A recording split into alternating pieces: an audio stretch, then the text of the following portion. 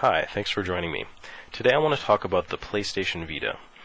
We just had Tokyo Game Show pretty recently, and there were some really interesting announcements regarding a price drop and redesign and new games and all kinds of stuff. So I think now is a really good time to look back and reflect.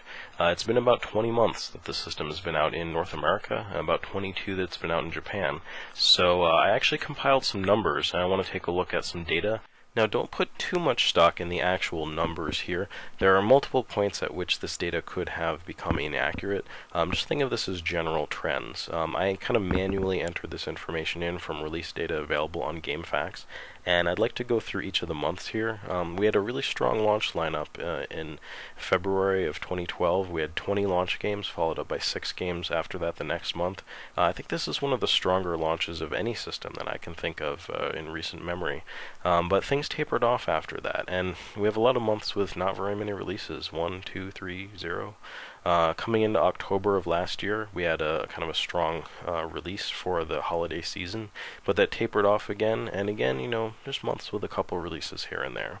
So I've accounted for 71 retail game releases on the PlayStation Vita in North America during this period of time. Let's go ahead and see how the numbers look in the other side of the pond. So a pretty big difference, right? Here we have the same number of launch titles when the system came out in Japan on December of 2011, but after that we have quite a few more releases. You can see months with 6 or more releases were actually quite common in Japan during this time, whereas in North America months with 4 or less were pretty much the norm. This ended up, from what I've accounted for, to be 152 retail releases during this period of time. That's an average of just a little under 7 titles a month. Compare that to the North American average of 3.6 or a little under 4 releases per month. Let's take a look at the retail releases that I've purchased for the system so far. To start off with, we have Seal No Surge. This is a Japanese import, and it's kind of a miscellaneous simulation style game. Next we have 6 all US North American releases. Virtue's Last Reward, which is kind of a Japanese style adventure title, also sometimes called a visual novel. We have 2 Western developed action adventure titles, Assassin's Creed and Uncharted, and then we have 3 action titles that are all Japanese developed. So how does this compare to the genre breakdown of titles available in North America? Here we have the genres in order of the amount of representation that they have in the region. We have 23 action titles, 9 action-adventure games, 9 driving games, 8 sports, 8 MISC, 5 RPGs, 3 adventure, 3 strategy, and 0 simulation. Now, if you remember the games that I was showing off, the breakdown is pretty similar in terms of how many games I have of each genre. Let's take a look at how things look in Japan. So again, wow, what a difference. I've left these genres in the same order just to illustrate the striking contrast between certain genres representations in North America versus Japan.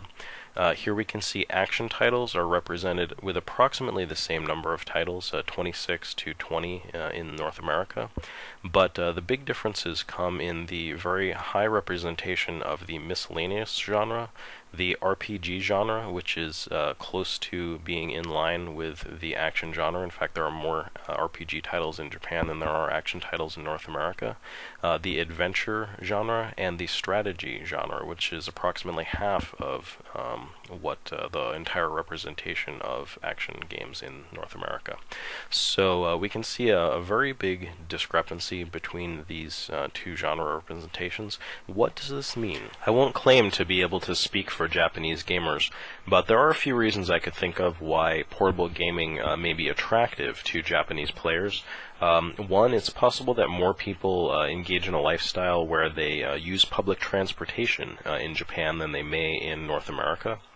Additionally, there may be concerns of privacy in the home.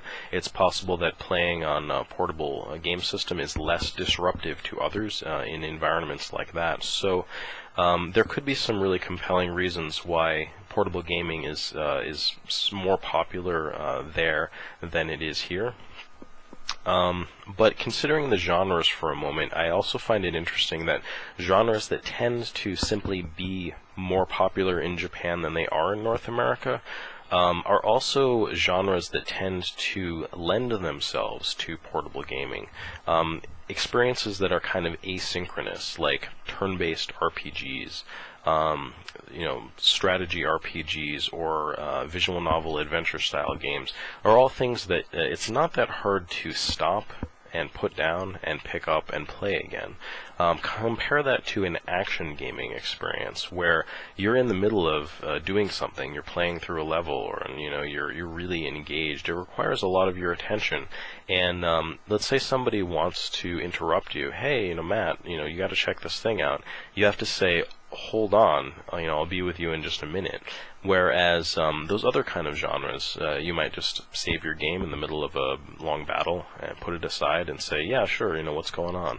So I think those are two benefits to portable gaming, and probably the reason why you see more Japanese gamers playing on the Vita, and you find more of those kinds of games represented on the system.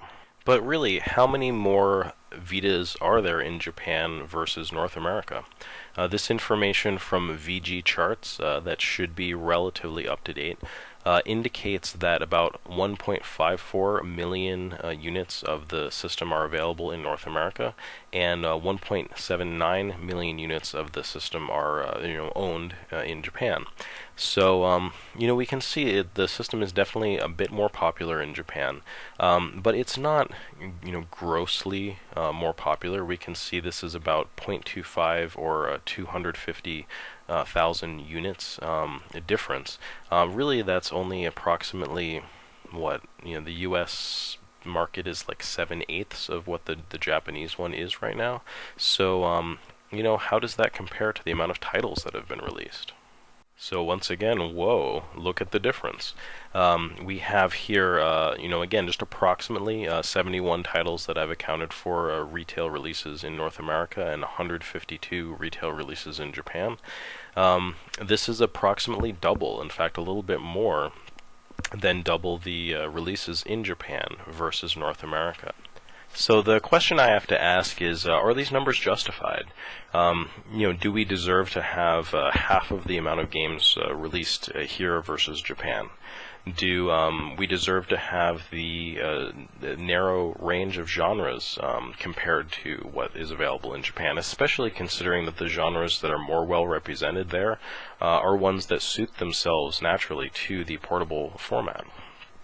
Now, it may just be a matter of what is viable, and perhaps because those genres are just naturally more popular in Japan, you can release those games commercially in a successful manner with a smaller population of users. Perhaps in North America, we would have to have maybe double or maybe even triple the amount of people owning a Vita in order for it to be commercially viable to bring more of those games over. So it may just be a matter of just real life. Now, because I understand some Japanese and the system is region-free, I have the option of importing those games and playing them on my system. So perhaps it's just up to me to be doing that while we wait for the system to become more attractive to more users, build up a bigger installed base in this territory, and we'll start getting more interesting games. Time will tell, but I do want to know, what do you guys think? Especially in light of the redesign, the price drop on the memory cards, and we're seeing more interesting games being localized by our favorites like Axis and Nipponichi and Xseed Games. So the future, I think, definitely looks bright for the system, but I have to say that is it meeting my needs so far? It really isn't, and I'm kind of disappointed in that.